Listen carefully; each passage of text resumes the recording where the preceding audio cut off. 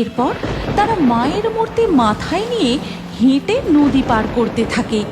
তখনই বৃষ্টির মাঝে দেখা যায় এক বিরাট পঞ্চমুখী নাগ এসে মায়ের মূর্তির ওপর ছাতা হয়ে দাঁড়িয়ে রয়েছে। ওগো, তুমি এসেছো? এই দেখো কি অলৌকিক ঘটনা। তারপর সীমা পুরো ঘটনাটা বিনোদকে খুলে বলে, আর সবকিছু শুনে তাই তো বলি, যোগিনী মা আমাকে বারবার বাড়ি যেতে কেন বলছিলেন। আর দেরি নয় সীমা, আমাকে সোনার ধানগুলো দাও, আমি বিক্রি করে সেই অর্থ নিয়ে আজই মায়ের পুজোর ব্যবস্থা করব। হ্যাঁ, এক্ষুনি আনছি, আর আমিও যাব তোমার সঙ্গে। এরপর সীমা ও বিনোদ গ্রামের এক শ্যাঁকড়ার কাছে গিয়ে সেই সোনার ধান বিক্রি করে। ওরে বাবা, এমন খাঁটি সোনার ধান তোমরা পেলে কোথায়? সে অনেক কথা স্যাকরা বাবু, ও গল্প আপনাকে পরে করবক্ষণ। এখন টাকাটা দিলে আমি যাই, একটু তাড়া আছে। এই কথা শুনে শ্যাঁকড়া আর কোনো কথা না বলে বিনোদকে যথাযথ মূল্য দিয়ে দিলে বিনোদ ও সীমা সেখান থেকে বেরিয়ে পড়ে। তারপর নদী পেরিয়ে ওপারে এক কুমোরের বাড়ি পৌঁছায়। কালী মায়ের এই মূর্তি আমার ভারী পছন্দ হয়েছে, আমি এটাই নেব। তা কত দিতে হবে? এই মূর্তি পছন্দ হলো? জানো, কত বছর ধরে এই মূর্তি আমার কাছে রয়েছে, কারও পছন্দ হতো না, কিন্তু এই মূর্তিতেই আমি মাকে দেখেছি। মা যেন জীবন্ত। জয় মা, জয় মা, জয় মা কালী, সবই যে তার ইচ্ছা। এরপর সীমা ও বিনোদ মা কালীর মূর্তি নিয়ে নৌকায় করে বাড়ি ফিরতে থাকে। কিন্তু হঠাৎই শুরু হয় তুমুল ঝড় বৃষ্টি।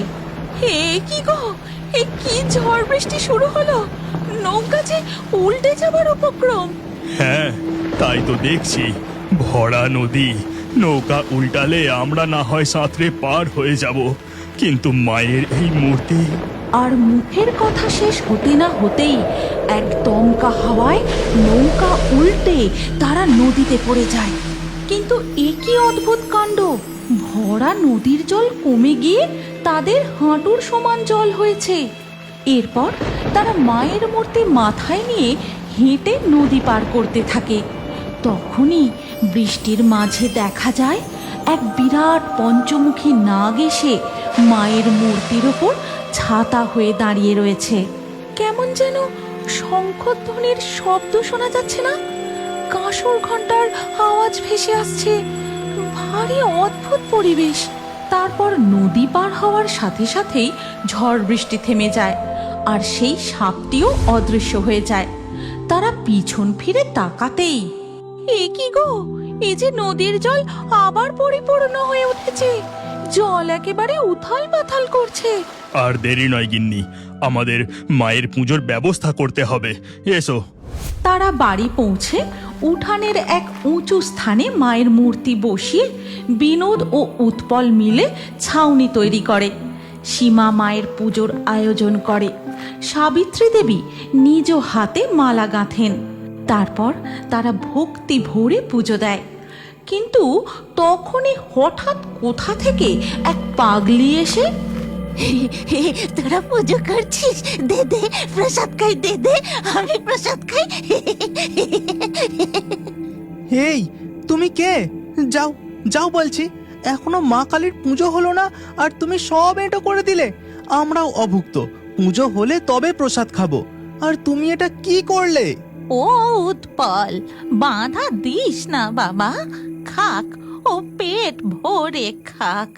ওরে, সবার মধ্যেই যে ঈশ্বর বিরাজ করছেন, তিনি যে কখন কোন রূপে আসবেন তা বোঝা মুশকিল। কি ভালো, কি ভালো খেতে, কতদিন খাইনি, সব খাবো, সব খাবো, আমি সব খেয়ে নেবো। এদিকে সীমা ও বিনোদ চোখ বন্ধ করে মায়ের ধ্যান করে যায়। আর ওই পাগলি সব কিছু খেয়ে চলে গেলে ওদিকে তখন দেখা যায় সেই পাগলি নদীর ধার ধরে বিনোদদের চাষের জমির উপর দিয়ে হাসতে হাসতে দৌড়চ্ছে।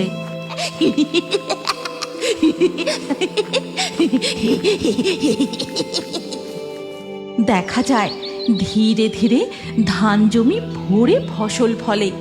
সেই ফসলে পাক ধরে।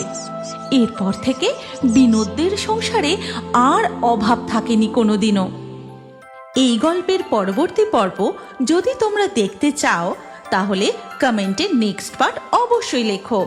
আর আমাদের ফেয়ারি টুনস বাংলা ফেসবুক পেজটি এক্ষুনি ফলো করে নাও। এই গল্পটি ভালো লাগলে লাইক দিয়ে শেয়ার করে দাও।